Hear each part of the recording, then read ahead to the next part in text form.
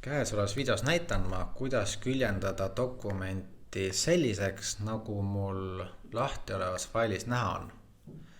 Selles dokumendis on 5 lehekülge.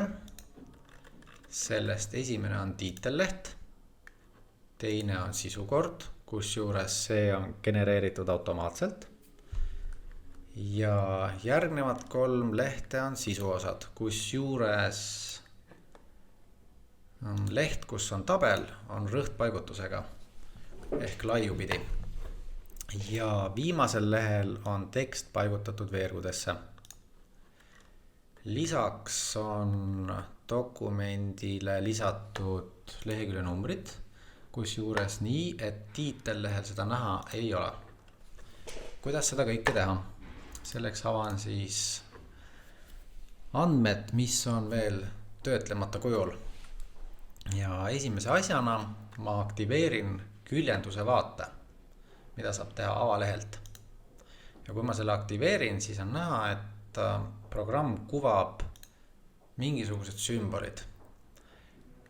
Need on nüüd sellised sümbolid, mida printimisel ei prindita, vaid tegemist on lihtsalt abistavate sümbolitega, kusjuures see pi-tähte meenutav tähistab siis uue rea algust, ehk siin on vajutatud enterit. Kui ma vajutan siin veel enterit, siis on näha, et lisandub neid juurde.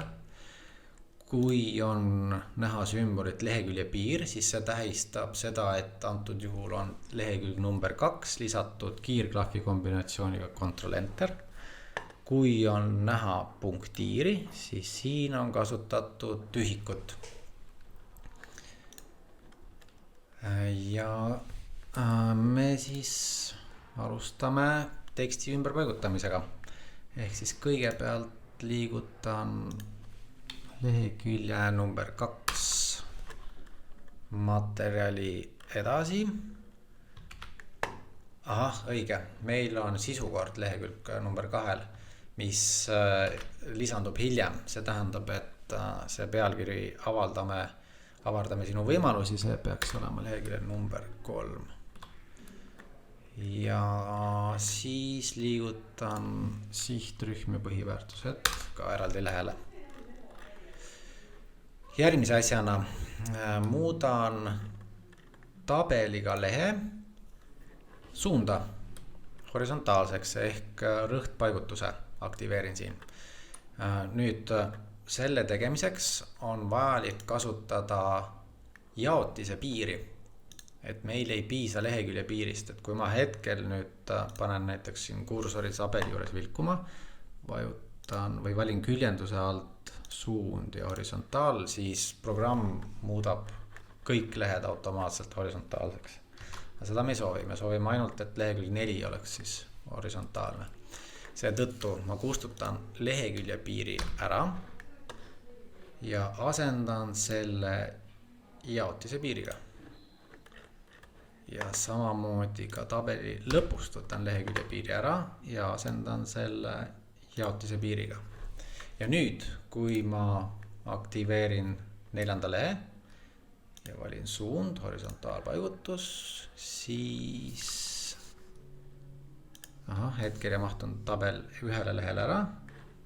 Siis ongi näha, et nüüd muutus paigutus ainult 1 soovitud lehel. Ehk me saame siis edasi minna. Järgmise asjana ma paigutan teksti tiitellehel ja viimasel lehel. Selleks vaatan veel korra näidist. Ja hakkan toimetama. Kõigepealt siis logo. Paigutan ta paremale. Ülejäänud teksti liigutan enteriga allapoole. Siis on näha, tekib siia see pi moodi sümbol, mis tähistab siis uue rea algust. Töö pealkirja paigutan keskele. Töö autori nimi ja juhendaja nimi. Need liigutan samuti allapoole. Nii. Ja siis vastavalt paremale. Ning see Tallinn 2022 keskele. Okei, peab vist tõstma üles poole alumist osa ja töö pealkirja allapoole. nii, ja tiitelleht on valmis. Edasi siis viimane leht. Paigutan selle teksti kahte veergu ja seda saab teha siit küljenduse alt, veerud ja 2. Nii, edasi siis loome sisukorra ja automaatselt. Esmalt aga tuleb meil selle jaoks märgistada ära pealkirjad ehk tuleb arvutile, programmile selgeks teha, mis on pealkiri ja mis ei ole. Ja seda saab teha siit avalehe alt, võtame avaleht ja märgistame pealkirjad siis pealkirja number 1. Nii, ja nüüd kui ma valin viited, sisukord ja valin siit esimese sisukorra, siis programm juba oskabki automaatselt meile sisukorra koostada vastavalt näidatud pealkirjadele. Aga mul oli näidises vist kasutatud siin pealkirjade puhul läbinisti suur tähte, ehk siis tuleb veel see ära muuta, mida saab muuta siit avalehelt, ülaregister. Ja lisaks on siis iga pealkirja järel üks tühi rida. Nii, teen seda ka teiste pealkirjadega.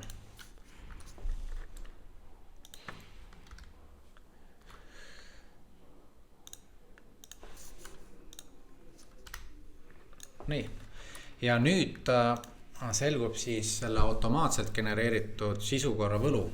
Ehk kui me käsitsi muutsime pealkirjad ära, antud hetkel siis läbinisti suurtähtedeks, siis me ei pea sisukorras seda käsitsi tegema, vaid me saame teha automaatselt, värskenda terve tabel ja võtan OK. Ja nagu näha, siis ka siin muutusid pealkirjad vastavaks. Edasi. Sisukord ise on väga pisut ümber kujundada, ehk siis panna siia sisukord pealkirjale tühi rida ja kasutada ülaregistrit ja paksu kirja stiiliga. Nii, siis on meil jäänud viimane asi, on lehekülje numbrite lisamine. Ja nagu ma enne siis mainisin, on lehekülje numbrid lisatud nii, et teda ei kuvataks esimesel lehel. Kuidas seda teha? Selleks siis panen kursori esimesele lehele ja valin menüüst lisa, lehekülje number, lehe allserv, otsin üles meile vajalik kujundus ja programm automaatselt paneb lehekülje numbri nüüd kõikidele lehekülgedele, aga meie ei taha seda, seetõttu pean märgistama siit erinev esileht. Ja kui ma nüüd deaktiveerin küljendamise vaate, siis olemegi saanud sellise dokumendi, nagu me soovisime.